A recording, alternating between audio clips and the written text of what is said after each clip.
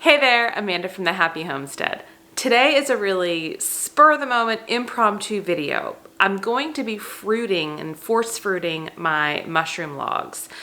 I wanted to show you how to do that. So if you missed that video originally, where I inoculated some sweet gum logs with shiitake spores, click above and you can see how that process is done. After you've actually inoculated your logs and they've sat from anywhere from 8 to 12 months and even longer at that point, you can start doing force fruiting a few times a year.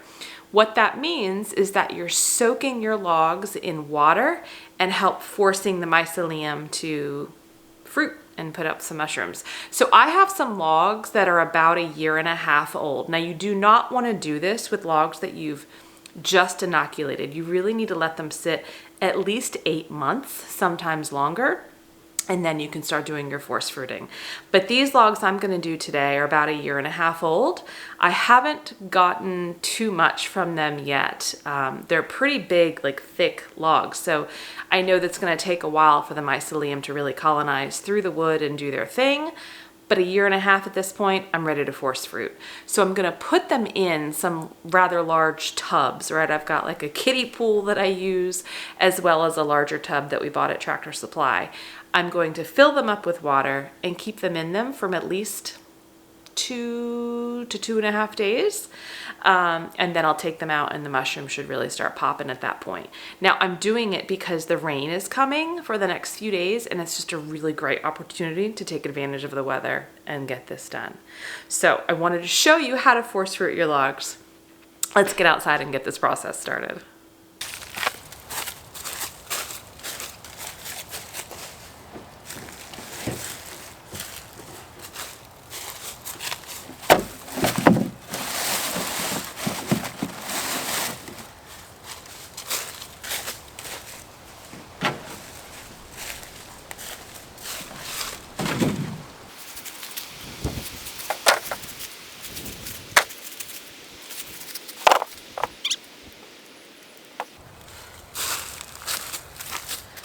What I found.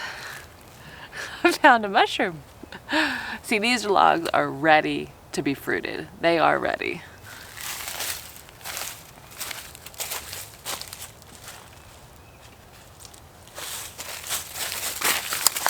Look, we've got some coming up. So that tells me this is going to be worthwhile.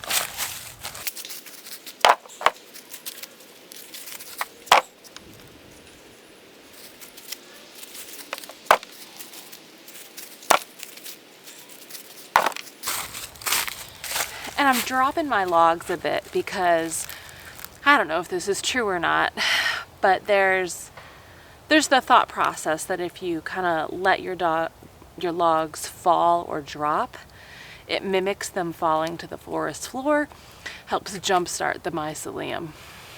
It can't hurt.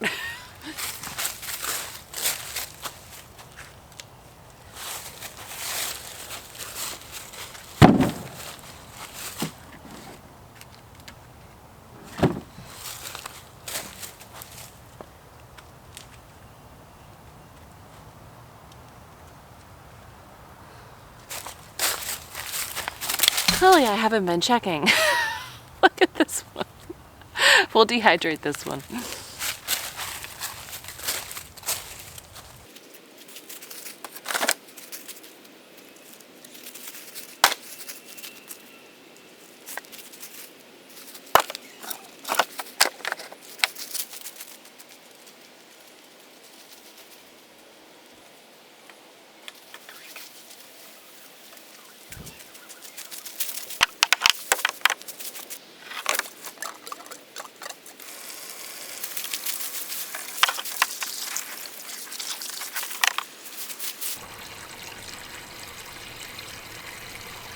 So I'm going to fill this one up.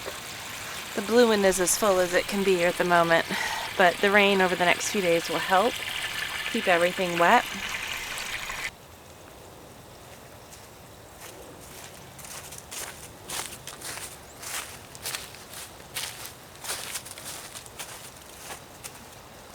Okay, so the logs are all soaking. Plenty of water. They don't have to be fully 100% submerged. Ideally, that's what you'd want, but it's not as easy to achieve consistently. So I don't worry too much about it. As long as they're soaking, the rain will help. And then in a couple of days, we should have a really good fruiting of mushrooms. So I'm gonna roll the hose back up, put everything back. It's cold out today, guys.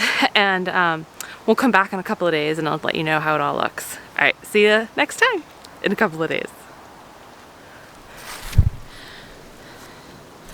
Hey, so it is a couple of days later since I soaked my logs. I came out yesterday, which was at the 2-day mark, and took most of my logs out. I left 3 in my tubs because they weren't really touching the water as much as I would have liked, just purely because of space and stacking within the tubs. So I let those 3 logs soak an additional day. So 2 to 3 days is what I've done. So I'm going to show you how the logs look that I took out yesterday, and then we're going to take out the other 3.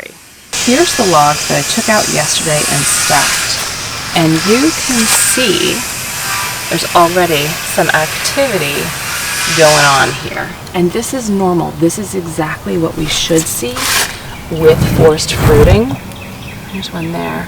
So we've got some activity here. Nothing that's really enough to harvest yet, but I would say in the next day or 2, I'm gonna have even more.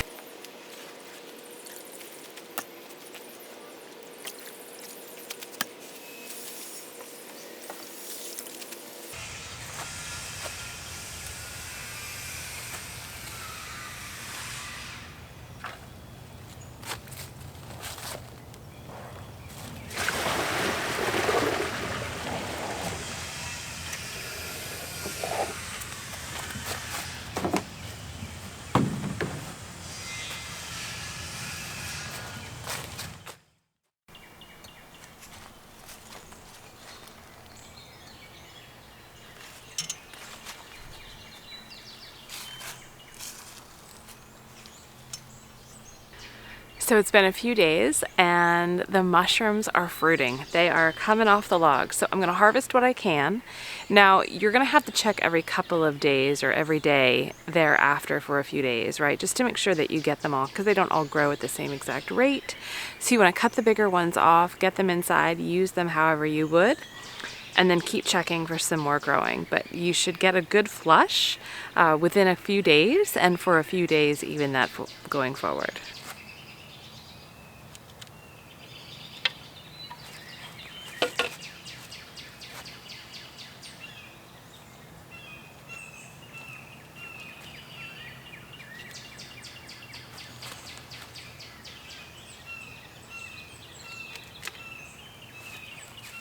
I've gotten what I could. Let's go inside and see how much we have.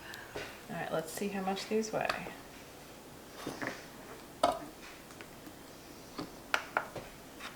Okay, can you put them in? You don't need a spoon, just use your hands.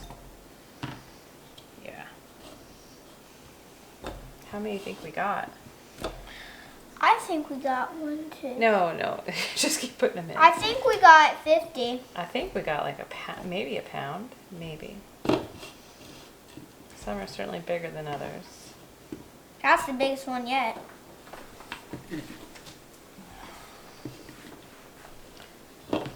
Maybe not quite a pound. Good job. What's that say?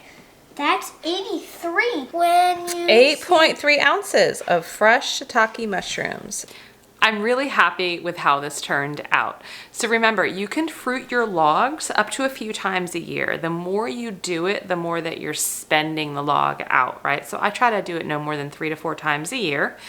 After they are done fruiting for the next couple of days, I'm gonna let the logs rest for at least 2 months-ish. And then, you know, they'll start to fruit again even normally. I don't have to force fruit that often during the summer and fall months. It's more winter, spring.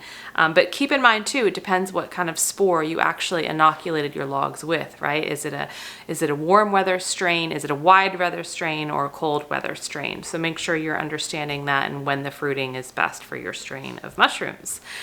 Thank you so much. Leave comments, questions below. I'll do my best to answer what I can. But I am gonna get these in the dehydrator so they are ready to go for a meal in the future. Stay healthy, stay well, and thank you so much.